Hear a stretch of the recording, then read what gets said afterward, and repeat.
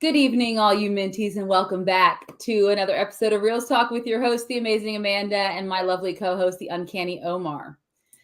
Hey, how's it going, everybody? Hey. For 15 minutes late, we have college degrees. I think we get 30 minutes, right? If we have a Yes. PhD, we get 40 minutes, master's, 50, something like that. Whole class. Well, class, what's up? How's it going? Griffinic. What is up, the Gus Boss? How are you, my brother? Been a minute. That's who I stayed with in New York. He met your sister. Oh, you got to meet my sister. I hope that it was a wonderful experience for you, Gus Buzz. I love her. She's great. It was. Wasn't James is here. So today we're talking about what, Amanda? What are we talking about today? We're talking about the House of the Dragon season finale. Yes, it is a Tuesday that aired on Sunday, but we had to give both of us time to watch it. And of course, we want to talk about spoilers, so give everyone else a chance because not everyone watches it on Sunday night. Some people watch it first thing Monday morning. Some people don't watch it till Monday night. So here we are ready to talk about the season finale of House of the Dragon. And I guess, nope, not Bill Murray. We'll talk about that in a little bit. But also the whole season as a whole. This is the first outing for this first prequel series from the Game of Thrones universe, the Westeros verse, if you will. The Westeros. And yeah, so we have a lot to talk about with that. And yeah, we want to bring up a couple of big things dropped today. So we'll go talk about that, a couple of trailers, and then a big announcement from DC Studios now, not film. DC film is no longer two big DC announcements that we haven't talked about really, but I guess one we can wait until tomorrow when we talk about Black Adam. Yeah, we'll talk about that announcement when we talk about Black Adam, because I feel like those two things go more hand in hand. This one that we're talking about tonight is just funny because it came on the heels of something else that was released right before with Marvel, and it involves the same man, and it's just funny because the same man. Oh, goodness. So, House of the Dragon, episode 10, The Black Queen, which, much like last week's episode, only featured the Greens, which is our the High Towers, and everything that happened to them. This one really just focused on the Blacks, which is Rhaenyra and Daemon and their crew on Dragonstone, and the revelation that Viserys is dead. They have that Alicent and her father have usurped the throne with Aegon II. And now it comes to Rhaenyra to decide if she wants to go to war or not. And that's the basis of this episode. So, Omar, let's start talking about this episode. What did you think overall as a finale episode? Did it hit all the right notes for you? Did it leave you, wanting? Was there something you were expecting that you didn't get? Oh, nice. Omar's getting our... I got you. So once you were used to the formula of Game of Thrones, it was very hard to disconnect yourself from that, because Game of Thrones set up a formula of like, okay, here's episodes 1 through 6 and 7 are going to be set up with a little bit of action. Usually episode 8 and 9 were the biggies, and then 10 is like, okay, let's wrap things up. This show, being a new show and trying to be different for the right reasons, right? Like you want to not only get away from Game of Thrones because you want to be your own individual show, but also because Game of Thrones, the final season, left a lot of people with a bad taste in their mouth, and you want to distance yourself from that. Exactly. So the formula here was a lot bit different. And I don't know if I like that or not, but it. So I'll be honest, I saw episode 9 twice, and I only got a chance to watch episode 10 one time. Okay. And I thought it was really interesting to see the green side of things in episode 9. Mm-hmm. And then, is it the Blacks? Is that what the Rhaenyra team is called? Right. Yeah. I think that's the traditional Targaryen garb is black, because even that's what Daenerys wears by the end of her. Yeah, she does. Reign. Yeah. So that was really interesting to see that split up into 2 episodes, and not a lot happened in both episodes, but so much happened in both episodes. So much of a game changer and setup. But before I talk about it, though, this series has been picked up for a second season, right? I mean, yeah. Yes. Okay. Ryan Condal, who is the showrunner for this show, did state that they begin filming early 2023 with the expectation that it will come out in 2024, but he's not ruling out a 2023 release. Maybe he's thinking it would happen at the end, but right now they don't start filming until early 2023. So when you get into post-production, things like that, and hopefully nothing crazy happens next year, like any crazy pandemics or anything like that, cross our fingers, then they should have no issues, as long as they don't run into delays. Maybe we'll see it in the end of 2023, but my guess is somewhere in 2024 is when we'll So see it. on his question, Yeah. why is that? Because, and I'm asking because with Game of Thrones, I don't know how many people were with Game of Thrones with season 1.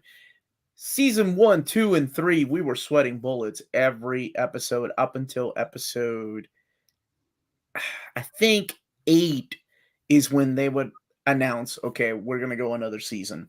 Then by the time season 4 came out, it was like, yeah, we're doing 5 and 6. Like Yeah. we were no longer sweating bullets, but every season up until, because we knew season 3 would be the one that Yeah. get people. But there would be another season the next year. So it didn't take that long to film, and it didn't take that long to post-production. Why is it this show is taking 2 years once they are? I mean, according to Rick, hold on just a second. Oh, they don't even have scripts. That's Well, the yeah, okay. because I mean, That's a different think story. about it. George R. R. Martin wrote this as a history book, right? Written by maesters. It doesn't have a lot of the dialogue, a lot of that stuff. There's a lot of nuance they're writing into the script, a lot of things that, like we said, like you and I talked about, there's things that happen in the book that, for example, the ending of the show, there's spoilers, by the way. Did we put that up yet? The ending, I got you. the ending scene with Not, Aemon and Lucerys. also could be House of the Dead. Yes, but we know it's House of the Dragon. Horrible movie based on a fun video game. But go ahead. But with that ending, the way they filmed it, it makes it look like Aemon never intended to do harm to Lucerys, but just cross him and but when the maesters are writing a book, that doesn't come across, right? It looks like they battled and he lost, right? So there's a lot of that they have to write into it. So it's going to take a little bit longer to write this than adapt novels that are massive, which yes, there's a lot to adapt, but at least they have dialogue, they have a map, they have some stuff they can go off of. They're creating dialogue from scratch in this instance, so that might take a little bit longer. And George R. R. Martin had said that he sees it taking 4 seasons to tell the Dance of the Dragon. Ryan Condal has said that may be so, but this is not called the Dance of the Dragons. This show is called House of the Dragon, and there's 150 years worth of Targaryen dynasty before we even get to the events of Game of Thrones. So while there may be 4 seasons of Dance, depending on how successful this is, we may get further stories in the House of the Dragon beyond Rhaenyra and Alicent and Aegon, their stories. We may get something beyond that. We have the Blackfire Rebellion and things like that. We still haven't no one's ever touched on, just been mentioned hearsay. Aemon was goaded into attacking Lucerys in the book. So the book version does make it seem like it was intentional. I don't mind the change though. I don't know how I feel about this kid. Because he looks like pure evil and acts like pure evil, right? And at first I was like, oh man, him and the dragon are gonna go and eat this little dude up. And that's exactly what ended up happening. But yeah, the look on his face, it was completely like accident. Because I mean, he was yelling at the dragon by the end. He was like, you gotta obey me, right? Yes. And the dragon was like, no, I do not. Have you seen how big I am? Mm-hmm. And yeah, pretty much ate the little dragon, man. Yeah, I got the image for that. You got this. You're on top of it. I got the image. Yes, I've got the image. Nope, not that one. This one. Bam. The wrong movie. I don't think that's not even the right dragon in the back. Yes, it is. For that movie, it is. No, yeah, you're right. And it does make it seem like it's intentional, but yeah, in this show, they are changing up. And that's fine, because even, for example, in episode 9, or in episode 8, when Alicent misheard what Viserys is saying, or she didn't really understand what he was saying because he's about to die and he's not lucid. In the book, it's stated that she told Aegon, you have to become king. We have to crown you because Rhaenyra will kill you. Like, this is not an option. She will kill you. So it's very different, right? There's a lot of this stuff they're creating in this show that's changed from whatever the Maester, and of course it's a Maester's account, right? It's not like, so anything could be different than what the Maester wrote, but that's why it's taking a little bit longer, and that's fine. I mean, I'd rather them work on the script and have something well thought out and quality than just rushed just so we can get to the battle scenes, which we'll never get next season, I'm assuming. So, and a lot of I hope it finds its perfect balance in between the nice scripts with heavy dialogue, which was always made Game of Thrones stand out above every show out there at the time, and some action scenes, because there wasn't really a big battle in this one. Not I mean, and not that there was in season 1 of Game of Thrones, but that was due to monetary. It was more. Remember, Tyrion got knocked out so they could save money in that battle. Exactly, and there weren't dragons until the very end, and they were tiny. Right. They weren't big. I don't think money is going to be an issue in this show. I think it's more of the pacing it out, because there is no battle as of yet. But yes, killing man, that woman is going to go through some changes. Like within one episode, she had a miscarriage. Right? Yep. Delivered the child, dead baby. My God. And then later on in the episode, her own choice, right? I mean, her sons are the ones that suggested it. Hey, let us be the messengers. Since both of her kids out, knowing. I mean, I don't know. I don't know what was in her head. I mean, obviously she had to do the right thing. Obviously, this was the smart choice. You send the kids because it's a safe thing. Nobody's going to attack them. They're just playing. Well, she sent Lucerys to Storm's End, which was closer. So she wanted him to be. She thought that would be safer because he's not flying past King's Landing like Jacaerys is going, up north, right? So in her mind, Lucerys will be safe. He's just going to Storm's End. It's like a hop, skip, and a jump away from Dragonstone. It's not that far, so he'll be safe. She had no idea that Aemon would be there, which why he didn't just turn the hell around when he saw that big dragon. Eyes beyond me. But he was doing the same thing by his queen. So. It's time to go back home. I ain't doing this. Sorry, Mom. Or I'd have thrown that letter into that, like right next to that door, and taken off on the dragon. Yeah, I delivered the message. They must not have read it. They must not. He said no. I don't know what's happening. Well, that's always my thing with these shows. It's like, okay, I know, we don't need to show everything, but I am curious when Daemon delivers the news to her that her son is dead. It's a beautiful shot. I mean, it's heartbreaking. Matt Smith's idea, by the way. That man is just full of genius things this season. But go ahead. Was it his idea to choke her? Because that confuses the hell out of me. But no. We'll get to that in a minute. We'll get to that. I thought that scene was shot so beautifully. You don't need any words. You know what's going to be said. And she's such a strong character because you see, like, for a second, like not even a second, that she almost loses her balance, like she's about to fall to her knees. Because I mean, any parent would at the news of the death of your child. Mm-hmm. But she remains strong. And then when she turns around, she does have tears in her eyes, and she's like, I'm gonna burn some motherfuckers down. But my question is, how do they know how this happened? It's not like we have CSI in the world of Game of Thrones and it looks like his ass got eaten by a bigger dragon. Let's send the news on. Like, I mean, I know crows carry. I mean, how would they know unless Aemon owned up to it, right? And he owns it. He's like, I killed my cousin. Yeah. I don't know how they're doing it. In the book, the Eric's head, the dragon's head, washes up on Dragonstone shore. Because remember, they're so close together, so it washes it up. And I'm sure I'm sure they have spies or someone had relayed the information back from Storm's End. You can't tell me she doesn't have spies everywhere. So that's my assumption. I'm just used to Game of Thrones, like one episode for the news to get back to one location. That was just season 7 and 8. That's not the rest of the season. So okay, that makes sense though. If the dragon's head washes up shore, then What happened? Did he get hit by lightning?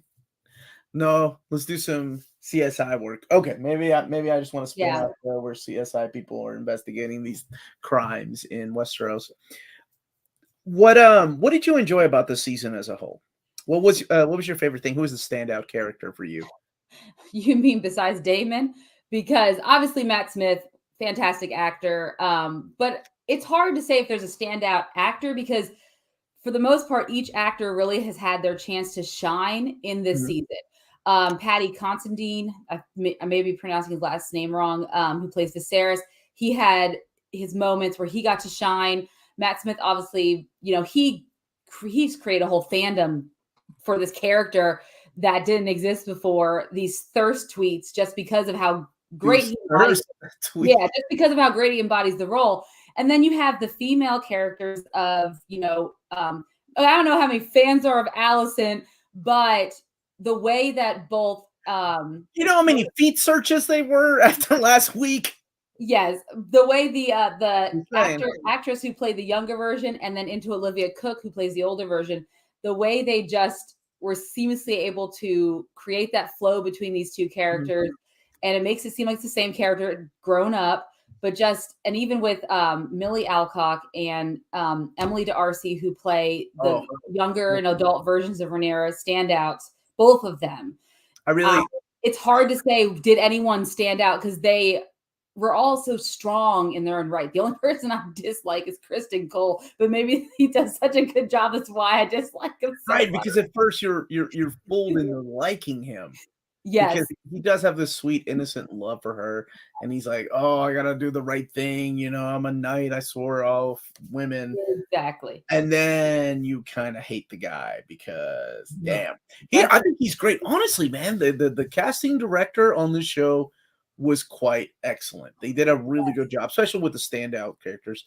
I wonder if any of them are going to be up for an Emmy for the same character. You know, like who was it? Al Pacino and Marlon Brando won an Oscar for playing the same character, right? Of The Godfather. I wonder if it'll be like Millie Alcock and I'm sorry, who is the actor that is playing Emily D'Arcy. Yeah. Wonder if both of them will be up for the role of Rhaenyra. That would be crazy because both of them did an amazing job in their own way. To like supporting and lead, just so they could all. No. I mean, they split it in half, right? Like so there's no way that you could say one is a supporting character or not. Yeah. But yeah, I mean, besides that, what I love about this show is, the time jumps, regardless of the time jumps, I love that we really are setting up this universe, and it's so well done. We're setting up the relationships between all these characters. We're setting up where we're going to land for this oncoming battle, which there's, it doesn't go all over the place. It's very, it's very on point about where we're heading. And I just love the power struggle between everyone and learning about all the different power struggles. That's what a lot of people loved about Game of Thrones. That's why Tyrion Lannister was one of everyone's favorite characters. He didn't fight a lot of battles in Game of Thrones. He was the guy doing all the stuff behind the scenes, right? Him and Littlefinger Varys and Littlefinger, like they became these like cult favorites because they're the behind the scenes, and that's what I love about this show. Next season, I'm sure will be just as good. It'll have more battles, more dragon battles for sure, but we are going to lose a lot of these dragons. But we've already lost a tiny dragon, man. It's good for HBO's budget. Let's just put that way. The way this story for HBO's budget. Yeah. I'd love if we had one season of the younger characters. I agree with that. But maybe they just didn't have enough material to go on. And then it is hard. And then when you start getting away from the source material, maybe it's the fear of going Game of Thrones season 8. Yes. Not that it's going to end that way, right? Because those guys had a job to do. And even though Martin told them how it was going to end, the journey there, they knew how it was going to end, but they had to create all this stuff around it. So I don't know. It's going to be, or even like with the most recent Rings of Power, it could have went that way where they had source material. They were limited in what they had for the rights to talk about, so they had to create all these stories and introduce and then that left a very dragging plot for 8 episodes, right? With just, even though this is 10 episodes, but it feels tighter. It feels more succinct. And, you can tell how we get to point A and point B very quickly. And that's what I love about it. I have a hard time not comparing it to Rings of Power, and it's not fair to, because they are different shows, but it's so hard not to, because they came out around the same time, and they basically are the same thing. They're building on franchises that have pre-existed. High fantasy. Yeah, exactly. I will tell you this, though. I think this show has some of the strongest characters I've seen in television in a long time. And female characters, and I think it is in 4K, by the way. And I don't say strong female characters, because I mean, most people sometimes put a focus on the word female. I know. For me, it's strong female characters. The focus is on characters, because that's what they are. I think they are freaking amazing, and holy crap, they all acted every single one of the ones that are in the top tier, like top billing rather. Mm-hmm. They were wonderful actors. Patty Constantine, I guess, depending on where you're from. Holy crap, that dude acted his ass out with half a face missing in one episode. And there were a lot of practical effects on that too, with some CG, of course. Oh yeah, it has to be. Man, that dude was awesome.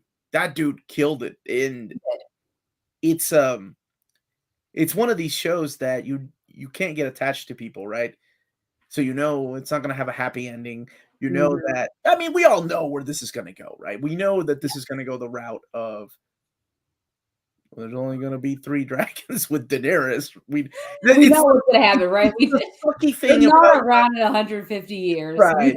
It's the tricky things about having prequels or shows like Smallville or Gotham.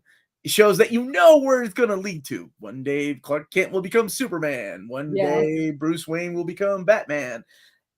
But with this, one day there will be no more dragons, and people will start to forget. And how long had that been?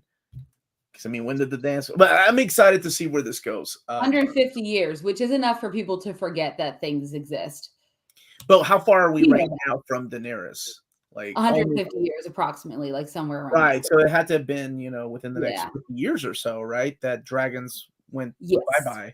And then 100 years of no dragons, no magic. Fire and blood, you kind of know. I want to see what's her name's people too. The fire people, the witch, I cannot remember the witch's name. Melisandre. Well, it's funny because a lot of people were thinking that someone from Game of Thrones might show up in this episode. She's the only one that would make sense, right? She's the only one who makes sense, unless they did some, and this would ruin the show for me.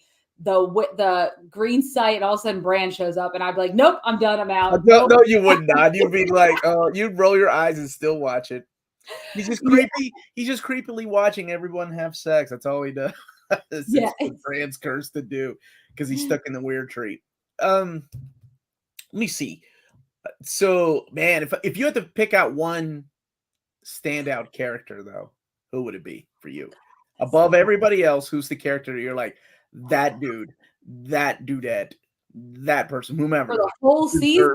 The whole season so far, it would be, I mean, I think Daemon is the strongest character. It's, you see him being this petulant little brother, doing these bad things, and then when you see him years later, and he has children now. He actually he had a wife that he cared about, and then then we get to start seeing him now. We're at the end of this season, where he gets what he essentially wants is a war. Really, I mean, he's never liked Otto Hightower, and now he's going to get it. And he was not happy that Rhaenyra was not on board immediately, because he is a Targaryen. He's a dragon. I think,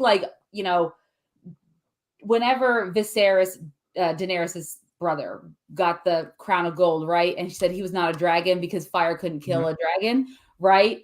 And I keep thinking, Daemon is very much like that. He's like a dragon. He's the one who goes, and is it Vermithor? Is that King Jacaerys the First dragon that was underneath the pit for all that time? The old dragon he goes and sings to, he has that connection. He is that dragon. He's built for war and built for this fire and blood and ashes. So, that's what it is. That's why they mentioned her dress in the at the wedding feast or the pre-wedding feast. It's really difficult to choose one actor or actress or Yeah. character, because I will tell you, like, as soon as I saw Rhaenyra's, like the very first time, I'm sorry, Rhaenyra, it was like that moment of like rolling my eyes. Ugh, we've been there, we've seen the Mother of Dragons. Here's another She's different. young girl trying to prove herself. But no, I mean, within the first episode, I've watched that first episode 3 times, and I fell in love I've with watched all these episodes multiple times. I don't know why. Yeah, no, that is the only one I haven't watched more than once. I just haven't had time. Well, it's But yeah. Millie Alcock, her portrayal of that character was so awesome. And then when you told me that there was going to be a time jump, I'm like, I don't want anybody else. Why can't they wait until she ages up? She's perfect. But then, oh my gosh, Emma Darcy, is that right? Is that Emily Darcy? Holy crap, they stole it. They're for me, they're the ones that stole the show. Like, amazing, looks freaking stunning, acting the crap out. Like, oh my gosh, the scenes whenever she's with Alicent, Rhaenyra's with Alicent, yeah, they don't even have to say anything. Man, it's just even the crap out of this guy. And Alicent did an amazing job too. But that this episode 10, that final scene, oh man, goosebumps. Well, she gets like, I love how her older version was introduced right there, giving birth. That tracking shot of her walking out with her newborn, because she's not going to let the queen have one over on her. And I mean, she does that time and time again. She demonstrates that strength, and Emily Darcy portrays it so well. And in this episode, she does again. I mean, she portrays. She gets their anger, her determination. I mean, even when she's sitting there face to face with Otto Hightower, and she's calls him a traitor, and then he hands her that page all the way from episode like 1 or 2, I think, that she had ripped out and given to Alice when they were younger. A little love note, remember? Like, we love each other at one point. And she just has such a gravitas for acting, or their acting. I just Rhaenyra rips off the hand band, right? Oh my god. Woo, dude. She was my second choice for that character. Dude, that's what I'm rooting for. I know it's not going to have a happy ending for her or her kids or the dragons, but Thrones spoiled it for everyone. Go back and watch those episodes, and they spoil it. Game of Thrones spoiled everything. I told you already. This is what happens when you have a show that's leading up to this. Whenever she has to pick herself up, her guts, after delivering a dead baby and the afterbirth, to go and lead, all these men that are like, we need to go to war. We got to go after the king. We got to go after her. We got to strike right now. And she's trying to keep it together. And she remembers the way that her dad ruled. But now everything has changed, her losing 2 kids. And one of them is the fault of her, once best friend. Yeah, this show is so multi-layered. I love it. Damn, it sucks that I have to wait 2 years. Can't they give me like a Christmas special or something next year? It's not Marvel or Star Wars. We'll talk about a Christmas special here in a little bit, but oh my gosh, fantastic! Anything else you want to add? My favorite meme right here. You done messed up.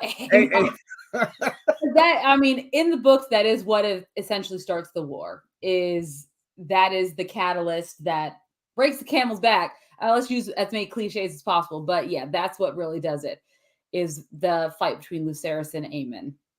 And yeah, I'm excited to see where it goes. Yeah, I just, this season has been it was just a breath of fresh air after the letdown that was season 8 of Game of Thrones. And I know a lot of us were probably apprehensive coming into it. Luckily, it's different. Hey, Kyle.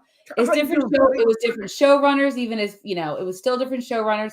Some of the same directors, Miguel Sapochnik, but yeah, he's definitely chaotic neutral, and we'll see that later on in seasons, I'm sure. George R. R. Martin once finished the books. No, it'll probably be Brando Sando that finishes those books. Exactly. One looks like Final Fantasy character at Storm's End. Yo, man, they really do. You know what, man? Honestly, I'm okay with fanfic though. I was okay with fanfic when they were like getting the best characters to go up north. You remember that episode? Yeah, doing that stuff together, bringing your characters you love together. In my head, I'm like, this is obvious fanfic. Yeah, this never happened in the books, but I'm all here for it. It was just bad fanfic at that. Like when it became it's just hard because it's not like, to me, it's not necessarily a negative thing. There's really good fan fiction out there, guys. It's not like fan fiction is bad, because essentially when you're adapting something that has never been written, you're essentially going to get fan fiction to some degree. I got you. We're thinking of things like obviously 50 Shades of Grey, because that came from Twilight. I got you. Became a book and a movie. Glad we got Sapphire for Amon. Looks way more badass. Yes, I love it. Which is in the book. Make this guy any more creepier? Yeah, let's give him some Sapphire. Let me see. Anything you didn't like? We have talked about the things that we liked and loved. I've griped often about how fast the time jumps have taken away from character. I think that's a lot of people have issues with that. Yeah. And I think that's the only issue, because the time jumps for me were the biggest issue I have with it. But then, and I say biggest issue, but it's, in the scheme of things, not that big. Like, that would deter me from enjoying the entire season. But it is because you're expected to know. Like, someone said, well, how did Otto become Hand of the King? So we're supposed to fill in our gaps, our imagination, right? Well, maybe after not Harwin Strong, but Lionel Strong is killed, Allison is able to convince him to let her dad come back and be king, or be Hand of the King. Like, there's things that we have to suspend our disbelief in, like that Rhaenyra had this relationship with Harwin Strong, even though we haven't really seen them interact much until that one point where he picked her up at the wedding to protect her. So because of the time jumps, we're expected to care about certain characters who then get killed off really fast, because we still have to jump forward in time. So that's the only downfall, I guess. But it's, like I said, it does not deter my enjoyment of this at all. Yeah, and I think a lot of it has to do with the fact that I myself, just speaking here, was so used to the pacing of Game of Thrones that you get to know characters, and like the burning of her lover, like that dude got one episode, and then he was burnt the next episode. Yeah. I don't think he even made it to the next episode. It was one episode. Harwin Strong was one episode. Like, that is way too fast. Like, not that he had to be a fan favorite or anything, but in order to feel for her, like, yes, oh, that sucks. Yeah, dumb. I think the pacing is about the biggest thing. I would love for the next season, and I think this one was restricted because of COVID, for the next season to use actual to locations. The Game of Thrones was notorious for being one of the few shows, I think still the only show, that shot across several continents. That is so awesome. It adds that level of almost realism to these, it would be nice fictional places. But it would be really cool to see that. No more green screens, because even in really dramatic scenes, those green screens sometimes can take away from a particular scene, or a dramatic rather. Not much to gripe. Music. Oh, you know what? The music was on point. Well, I love Rhaenyra. I think it's Rhaenyra's theme, right? That played. The piano? That. Oh, my God. It is beautiful. It's sad. Yes. With a sense of beauty. Like, I love that too. Wonder, because it played like in the beginning when it played like when her and Daemon go off, right, to do their little thing. And then, it is a beautiful, I don't know why that just gets me. I love that piece of score. It's beautiful. We need some White Walkers to get people excited. What? They're up north, man. It's funny because while they talk about a prophecy and things like that in this there are dragons, but it's really there. It doesn't get into that fantastical like prophecies and who's going to be the next. It's really more grounded, even though these are Targaryens with dragons and maybe dragon blood and maybe dragon babies. And it is interesting because we don't have White Walkers and the children of the forest and things like that. Yeah, we thought the Very crab. grounded. No Melisandre burning people because she's trying to get the Lord of Light. Like, We thought we were going to get the crab dude to be the bad guy in this season, but he didn't even make it more than 2 we were episodes. so wrong. We didn't even see him get killed. Yes. Dude, we have made that joke. Yeah. We'll talk about Spike. I mean, Ant-Man team up. Yeah, we are. We're Let's wrap this up, though, Panda. What do you? Season 1, House of the Dragon. What would you, and you find folks that have watched it, if you're watching this later, what would you give this show out of 10? I absolutely love this, and I mean, I have. Go ahead, man. Speak with I you. have to give it a 10 out of 10. I loved it. 10 out of 10. Wow, the last time you did that with She-Hulk. That's a lie. Remember, I even fixed my She-Hulk score because I enjoyed it less than Rings of Power, which isn't so much, but I honestly loved. I mean, what a great first season. Beautiful actors, characters, plot, writing's well done. Love the direction of a lot of the episodes. Yeah, it's just, yeah. I'll give the darkness a pass. It's a creative choice, apparently. But Ryan Condon, I thought I was kidding. I almost texted you. He's gonna fix it, he said. Next season, he's gonna look at it. I can't watch House of the Dragon anymore. It's too dark. Not the story. The actual TV is too dark. Yeah. This season, 9 out of 10. Loved it. Yes. Very, very little things I can gripe about. I mean, honestly, the time jump for me is a big gripe. It's not little. It's. I wanted to get to know the characters a little bit more.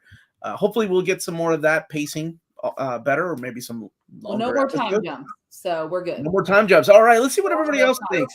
9 out of 10. 10 out of 10. 10 out of 10. 9. You knew the crab feeder wouldn't last. 8 out of 10. Solid show. With some flaws, absolutely. 7.5 out of 10. 9 out of 10. What's up, Omnibo? How are you, brother? 9. My fellow Versailles. Versailles, not Bad Wolf Comics. No, he's not from Versailles. I'm sorry. The guy from Versailles was here earlier. This dude here has his YouTube channel called Bad Wolf. Okay. 9 out of 10. 9.5. A lot of people. Bert, how's it going, brother? Hey, Bert. No show is a 10. I beg to differ, sir. Have you seen Glee season 4? He is not. What about what's that annoying? Who's that annoying? What is it? New Girl? What you? New Girl? Yes. Oh my God, kill me now. All right. No. I never made it past season 3. The Wire, and probably 6 Feet Under, and Firefly. Oh God, 6 Feet Under. Yes, 9 Dragon's Eggs out of 10. 8 out of 10. Lost a point for No Cannibal, but yeah, 9 out of 10. Never say never. Power was good, but House of the Dragon was epic. It was. Yes. I do have announcements. Wait. Yeah, there's one on Patreon right now. It'll be out tomorrow for everyone else. And then I just sent 2 for approval, my dude. Acting was great, but there weren't enough different set pieces. It was mostly drab and gray. The world felt a lot smaller. And I think it's because it's focusing on one family, one particular group of people. Yeah. Yeah, everyone else is silly. Why do throw it out Bonanza?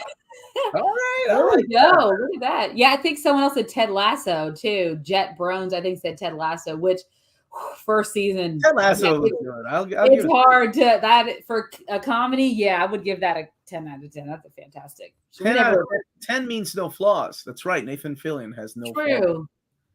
8 out of 10. To some professors, they will still give you an A, even if you have some minor flaws. Just how minor they are. At least that was my experience. Okay. Talk to your professors, because that didn't work for me. 8, same as Rings of Powers. Chris Davidson, liking both equally. I like that. 8.5, 10 out of 10. Ted Lasso, 10 out of 10. Firefly, do you enjoy the remake of Outlaw Stars? You are dead to me. Outlet didn't have the cat girl in it. The Wire was phenomenal. Only 10s, in my eyes, are Twin Peaks. I will agree. The Return, I don't think. I don't know. Not The Return. Season 1 and season 2 of Twin Peaks, phenomenal. Curb Your Enthusiasm. That really? Oh, I got a Larry David. I got a Larry David for you. Yeah, right here, right there. Me after he's like 5 years. I got a Larry David for you. There we go. I love that. I was trying to tell my wife the beauty of Larry David, and so I showed her. She had never seen Seinfeld, so we watched a lot of Seinfeld. Now, I didn't start Seinfeld until season 4 for her because I realized those first 2 seasons are rough. Season 3, they got some good ones. But season 1 and 2 of Seinfeld, you ask yourself, how did this show get renewed? Here's some good 10 out of 10 shows. Let's see here. Seinfeld, Buffy, Wonder Years. Thank you so much. Buffy was for me to a certain point, but that's fine. Okay, man. Perfect Strangers. Oh man, Valky's cousin was in She-Hulk. Yes, it's true. He was She-Hulk's dad. He was She-Hulk's dad, yeah. I'm a broken record, but Primal 10 out of 10. I need to go back and watch that. Chris has a hot take on Lost. Chris, come on now. This is a family-friendly show, even though I just dropped an MFer earlier when talking about dragons. Oh man. You know what? I might get canceled for this. I don't care. I don't have a problem with the ending of Lost. It actually makes sense to me. But that's another day. Okay, well, it's fine. That's another day. Ooh, Dragon Ball Z's a 10 out of 10. I love that take. My husband would agree. Development. Ooh, someone said Barry, Barry is a very good show. Ooh. He was good to a point, but Succession is on point. Oh my God, season 4, I can't wait for. Oh yeah, I need to start watching that. Yellowstone was solid. I love this, dude. I've never seen anyone talk about Perfect Strangers when talking about 10 out of 10 shows. I don't think I've said the word Perfect Strangers on this show, but maybe once. Breaking Bad is 10 out of 10. Walter White for Halloween. Honestly, Jessica Jones is 10 out of 10. Let's not talk about the other seasons. No, we don't talk about the other seasons. But what about Iron Fist? One Piece is 15. No one talks about Iron Fist. Batman the Animated. I love this. Maybe we should do. Oh man, that would be a hot take though. We'd be destroyed. What are your perfect What are your 10 that deserve that perfect 10? We should do like seasons, right? And we'll just. What does everyone think? Would you like to see us do our each of us do a top 5 of our perfect seasons for different shows? New Girl season 4. No, why would you? The Mindy Project season 2. Oh, damn. Be a fight. Yeah, that would be fun. Yeah, that would be a lot of fun to do, actually. Billions of shit, according to Succession, or at least an actor there.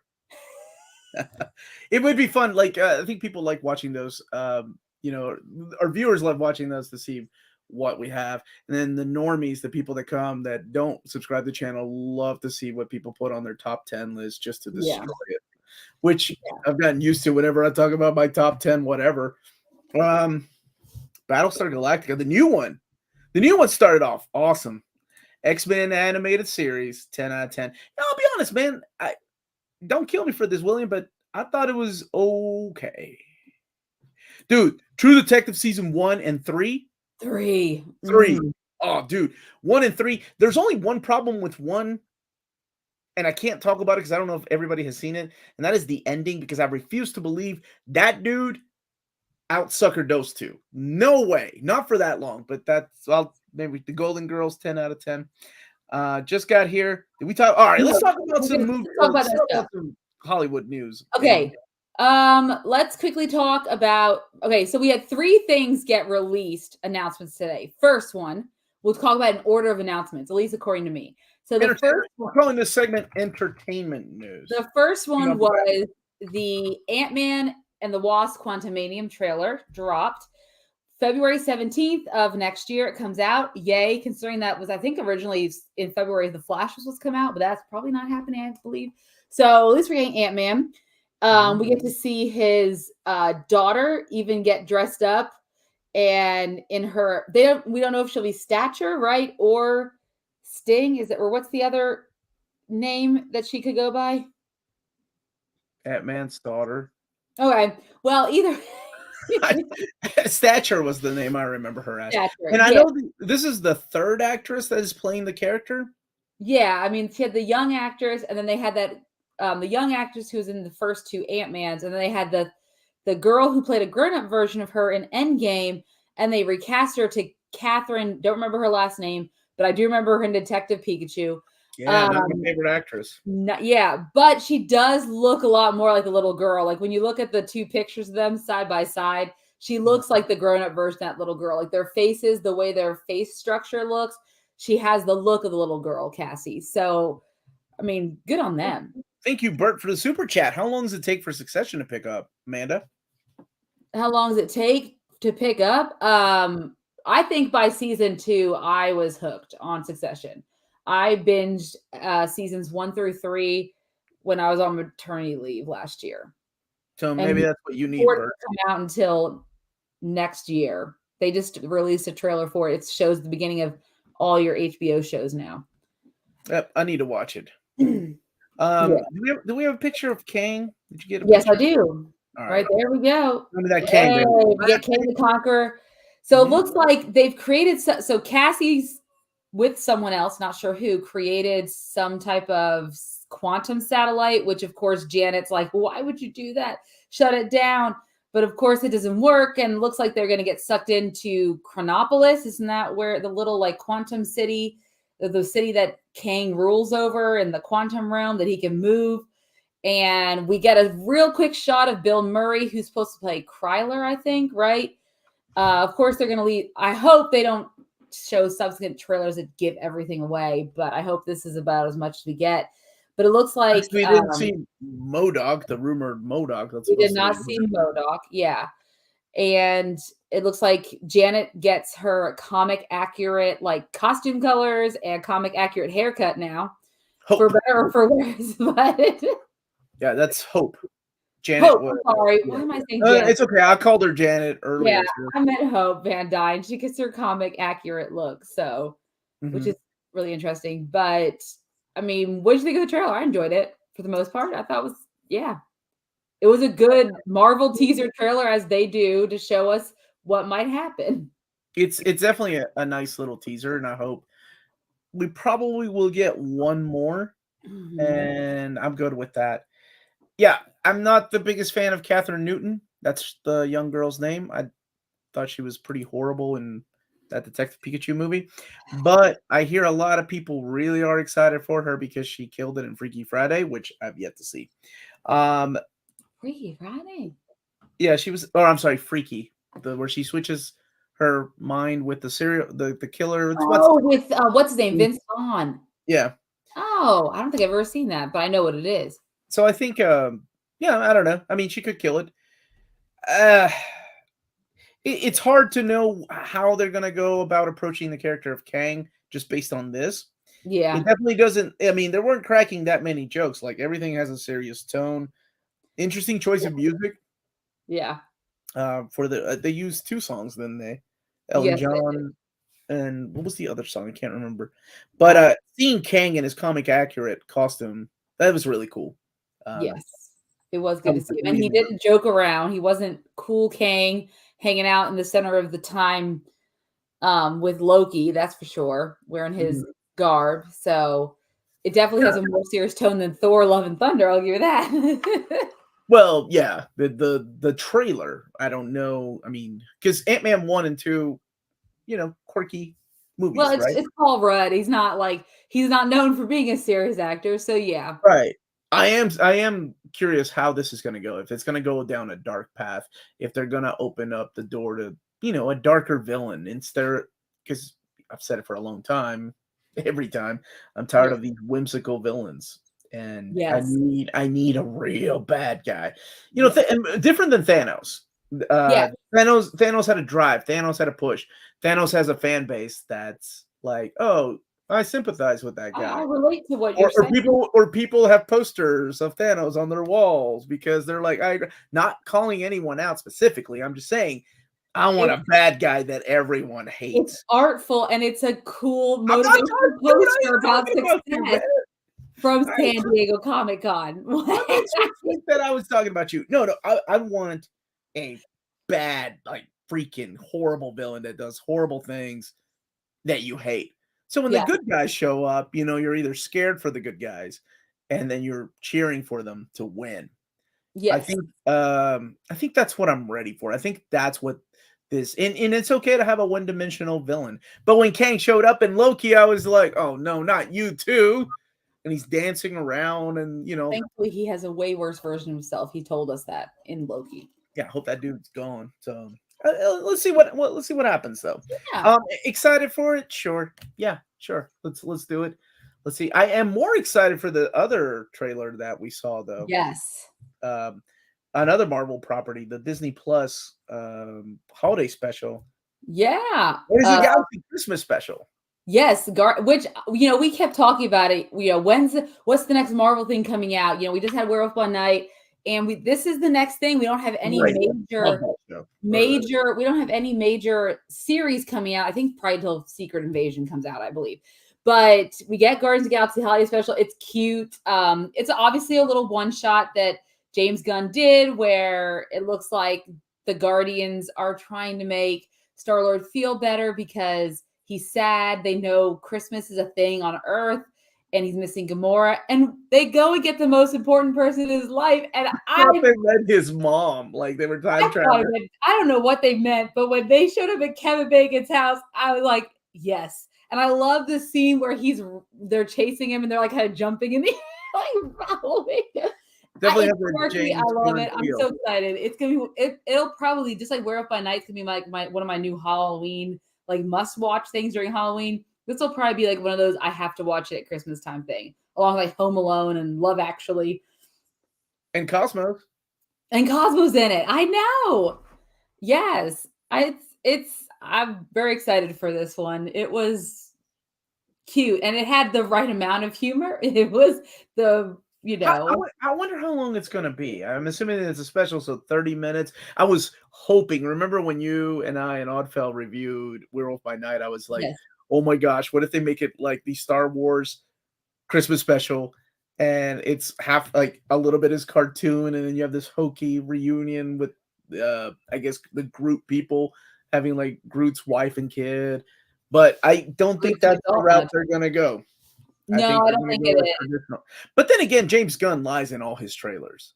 Remember, he shot specific scenes in Guardians 1 and 2 that never showed up in the movie. Exactly. Has anyone else seen James Gunn classic Super? Amanda's a fan. This is Super Chat. I thought it was okay. It was crazy. I liked Slither. I did like Slither. Was that it? Yeah, Slither. Yeah. I'm down for a Kevin Bacon abduction movie. Yeah, it's going to be quite an interesting premise, I think. And I'm assuming it probably the same length as Werewolf by Night is my guess. So 30 minutes to 45 maybe. Yeah, almost an hour, yeah. Okay. So I think that's what it's going to clock in at. So I'm excited. It looks great. But of course, Marvel had to be outdone on James Gunn news because then we got the announcement from DC Studios, it is no longer DC Films, that James Gunn and a man named Peter Safran are going to be co-chairmen of the DC Studios. That was not what I was expecting. What does that mean for James Gunn and Marvel then? Well, according to the reports I've read, is he's going to be exclusive, so he won't be able to do anything else for them. So I'm assuming anything he already has in post-production, etc., they can't tell him he can't, like, I'm sure they've made agreements. Okay, obviously you have these two Guardian things coming out, the holiday special and Guardians 3. So he's going to have to promote them and he's going to have to, talk about those things. But I think for moving forward, well, I mean, obviously, I think someone said there was like a limit of 4 years or something along those lines in the contract. These is all reports are saying these things. So I don't know how accurate they are as far as what his contract terms are to be the co-chairman, but that does leave him out of the running for any future in the coming up near future of Marvel films. And maybe he was not doing any Star Wars, right? That was Taika Waititi they had helmed for Star Wars, right? Yeah. They said, okay, I'm trying to remember all the Marvel crossover directors, and I think it wasn't James Gunn. So yeah, I will say I will miss his style of storytelling and in Marvel. I thought, he has a really good mix of heart with humor, and I mean raunchy humor too. If you've seen Peacemaker, he does a good job of it. He's one of the best shows. Yeah. And it was just, and it's funny. So Peter Safran is a producer. He actually produced Aquaman, Shazam, the Conjuring universe. So he is responsible for that. And so maybe that's how he got James Wan to do Aquaman. Probably, yeah. And he I believe he's a producer. He's a producer on Peacemaker. I realized that because I've been since Black Adam, because someone makes an appearance in Black Adam. I've rewatched Peacemaker. We just finished rewatching Peacemaker, and at the end, Saffron, his production company, shows up. So obviously, him and James Gunn work together as well. So this is not like these guys are, already colleagues on that front. He's more of the finance guy, which is what they need. And James Gunn is more of the creative, which is also what they need. So I'm kind of excited now what this holds for DC films in the future. They made a huge mistake canning him with Marvel. Over that, look at him. He went back to it, right? And yeah, I'm glad they took him back, but too little, too late. I think this point. And we also got the announcement of Doctor Who moving to Disney Plus. I saw the trailer to the The Power of the Doctor. Yes, which is a 3-part miniseries. Yeah, it kind of makes me excited again. Like I'll be honest, I dropped Doctor Who 2-3 years ago. I can't remember. So I'm excited to go back and rewatch some of those episodes I missed. Yeah, not like DC has anywhere to go but up. I hope. Good point, Michael. That is the King in Black Omni behind me. It's a huge mother effort, dude. Big book. Yeah, this is the direct market cover. I asked Marvel to send me the covers so I can put them on our social media so people can see who's on the spine. Yeah. And the cover change. Craig said, I hope so. According to reports, him and Saffron, it's built in that they still allowed to pursue other projects. Not probably with Marvel, but other projects that probably don't directly compete with DC film or DC Studios. So basically not superhero stuff, but anything else. If they want to do their, Conjuring universe, obviously that has no direct effect on how well a DC studio film does, as long as it doesn't come out the same week as, Shazam 3. Can Gunn take control of DC Collected Editions department? Oh my God, that would be awesome. Yeah, it's a big boy. It's a big boy. Omar Amanda, do you think James Gunn will fast track adapting Frank Miller and Jim Lee's All-Star Batman and Robin? No. No. We do know that the new CEO, Zaslav, wants to focus more on the central 3, Wonder Woman, Superman, and Batman. So, who knows? We still may get that. If you want that storyline, it still may pop up. And speaking of DC, tomorrow at 9 p.m., right? Yes, is that what we're doing? Wednesday. That's usually when we're trying to get our regular show back. This was just special because we needed to do these two different. We are going to be reviewing Black Adam tomorrow at 9 p.m. Eastern Standard Time. If you want to join us for that, it will be spoiler filled and talk about that post-credit scene and the other news about. And the other news came out. Yeah, that's what we'll be talking about. Now, where's that Green Lantern HBO show? Sadly, I think that is on hiatus, along with all the other projects, because right now, minus Blue Beetle, we are in it's a weird time. I've explained this on my Saturday streams. It really feels like they are hoping to sell this. They're going to gut it for everything that they can and end up selling DC and I guess whatever division of the DC EU to either NBC or places like that. That's what it feels like they're doing. Because I mean, look, they have put a halt on all projects moving forward. Like look at how many the Batman animated series halt, all these shows canceled, and no, we're not. But not all their big stuff. I mean, they still have the Joker collected editions. They have stopped unless it's in the catalog already. And I'm sure we'll see more things, but that's what it feels like they're doing. And of course, more people losing their jobs. It just really sucks. Man, I got a big day tomorrow. I got a 6 a.m. Omnibus announcement, a 12 p.m. Epic announcements for August of 2023. And then Amanda and I are rocking it at 9 p.m. Eastern Standard Time. Now, why not reviewing and/or episodes? Dude, there's a lot. I'll be honest, I haven't seen anything past the first 15 minutes. It looks great. I would love to, but I'm drowning in books, which is not a bad thing. but I'm drowning in books. I need to get read and get videos out because we might try to if Omar can at some point get caught up once the season ends, maybe we'll do a kind of overview of Andor and our thoughts on it. So I would love to. I really want to, and it seems like everybody is talking about it highly. Yes, this is X Factor Volume 2. Very happy to finally it is real. This one comes out in November sometime, I believe. Time to crack it open here in a little bit. But is that it? Is that all the movie news and then things? Okay.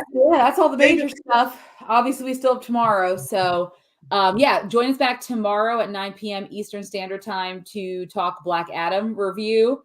I'm really excited to talk about this. You know, just so everyone knows, Pierce Brosnan has been a crush of mine when I was like a young child ever since Dante's Peak came out. So I'm very excited to talk about Dante's Peak, not Bond. Got it. Yeah, Dante's Peak. Yes. Okay. Yeah, I can't wait to talk about it, see what you think. And yeah, I have some strong thoughts about it, and I'm curious to see what my co-host thinks and what you wonderful folks think. So that is tomorrow at 9 p.m. Eastern Standard Time. Please join us for that. It'll be a live show, much like this, where we have a lot of fun. Sign us off. Yes, sounds good. All right. Thank you guys so much for watching. Don't forget to hit that like and subscribe button. And remember to follow us on all of our social media channels at @NearMinCon. Remember to check us out on Spreadshop if you want some great Near Mint Condition merchandise. And also check us out on Patreon if you want to support us for $1 a month or more. And you can help us keep doing what we do here on the channel. And last but not least, if it's classy and cool, it must be Near Mint. Good journey, everyone. And we'll see you tomorrow for Teth Adam. Oh, wait, that's not the name of it? Sorry. And everybody go and watch Barbarian tonight. If you like scary movies I can't do it. Don't want to sleep, go and watch Barbarian tonight. It's on HBO. I'm going to watch it in the morning. You are making a horrible mistake. You're going to run out your house. Everyone stay healthy and safe. Bye, everyone. Bye, guys.